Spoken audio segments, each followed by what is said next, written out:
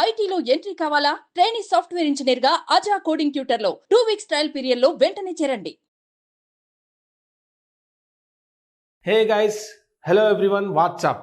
This is English Ramesh. Welcome back to the most interesting and comfortable spoken English classes. ఈ రోజు క్లాస్లో కొన్ని simple విషయాలు తెలుసుకునే ప్రయత్నం చేద్దాం. ఏంటి అంటే వెళ్ళడం అంటే ఎట్లా చెప్పాలి అనేది తెలుసు, వెళ్ళి వచ్చాను అంటే ఎట్లా చెప్పాలి అనేది చాలామందికి తెలియదు. అది నేర్చుకునే ప్రయత్నం చేద్దాం. అలాగే సెలబ్రిటీస్ దగ్గర నుండి ఇంగ్లీష్లో మేము పర్ఫెక్ట్గా మాట్లాడతాం, మేము చాలా ఫ్లూయెంట్ అని చెప్పుకునే వాళ్ళు కూడా చేసే మిస్టేక్ ఏంటి, దాన్ని చేయకుండా ఎట్లా ఉండాలి అనేది తెలుసుకునే ప్రయత్నం చేద్దాం. Okay, so let me jump into the class. Well guys, ఇక్కడ ఈ రెండు సెంటెన్సెస్ చూడండి.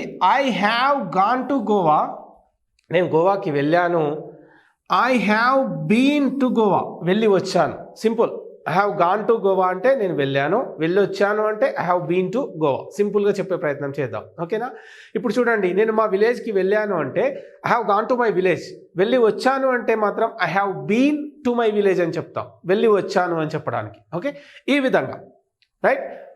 Any place you can take right. సింపుల్గా ఈ విధంగా చెప్పే ప్రయత్నం చేయొచ్చు. Well, I have gone to Tirupati.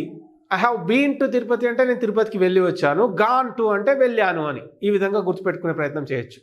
Well, she has gone to America. ఆమె అమెరికాకు వెళ్ళింది. షీ కాబట్టి హ్యాస్ యూజ్ చేస్తున్నాం.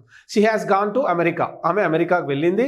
She has been to America అంటే ఆమె అమెరికాకి వెళ్ళి వచ్చింది. ఈ విధంగా చెప్పే ప్రయత్నం చేయొచ్చు. Okay, fine. క్వశ్చన్ చేసినప్పుడు ఏమవుతుంది? సింపుల్. ఇక్కడ హ్యావ్ బయటకు వచ్చింది, ఇందులో ఇక్కడ కూడా యూతో అడుగుతున్నాం. మనం మ్యాక్సిమం క్వశ్చన్స్ యూ ఎందుకు తీసుకుంటానంటే నువ్వు లేదా మీరు ఈ విధంగానే అడుగుతుంటాం మనం అందరినీ క్వశ్చన్ అడిగేటప్పుడు, అందుకే ఈ విధంగా తీసుకోవడం జరుగుతూ ఉంది. ఇక్కడ ఏంటి? Have you gone to Goa, have బయటకు వచ్చింది. Have you gone to Goa? Yes I have. లేదు అంటే నో ఐ హ్యావెంట్ అని చెప్పడం జరుగుతుంది. Have you gone to Goa అని చెప్పినప్పుడు ఏమవుతుంది? ఎస్ ఐ హ్యావ్ అని చెప్తాం, లేదా నో ఐ హ్యావెంట్ అని చెప్తాం. క్వశ్చన్లో ఏదుందో ఆన్సర్లో అదే వస్తుంది. 80% అని మనం చెప్పుకోవడం జరిగింది. అదేవిధంగా నువ్వు గోవాకి వెళ్ళి వచ్చినవా అని అడిగినప్పుడు ఏం చేస్తాము? Have you been to Goa. Have you been to Goa అంటే గోవాకి వెళ్ళి వచ్చావా అని అడుగుతున్నాం. అప్పుడు దానికి ఆన్సర్ ఏ విధంగా చెప్పొచ్చు? Yes I have been to చెప్పొచ్చు, లేదా ఎస్ ఐ హ్యావ్ చెప్పినా ఓకే. లేదు అంటే నో ఐ హ్యావ్ నాట్ అని చెప్పే ప్రయత్నం చేయొచ్చు. ఓకే, ఇదొకటి. ఇంకా మోస్ట్ ఇంపార్టెంట్ థింగ్ ఏంటి అంటే, చాలామంది సెలబ్రిటీస్ తీసుకోండి, ఇంటర్వ్యూస్లో యాక్టర్స్ కావచ్చు, యాక్ట్రసెస్ కావచ్చు, they make this mistake particularly. ఏమని చెప్తారు? అది నా favourite, one of my favourite movie అంటారు, one of my best friend అంటారు, వన్ ఆఫ్ మై చాలా చెప్తుంటారు, one of my favourite recipe అని చెప్తుంటారు. తప్పు.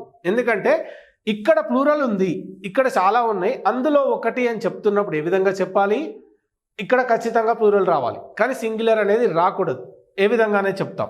He is one of my best friends అని చెప్పాలి, అంతే తప్ప ఫ్రెండ్ అన్నారు అనుకోండి ఒక్కడే ఉంటాడు.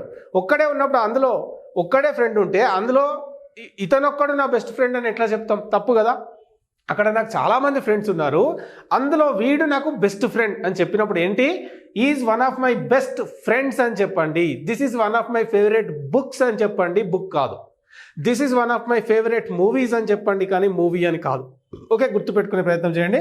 And one of my favourite movies, this is one of my favourite movies అని చెప్పండి, అంతే తప్ప మూవీ కాదు.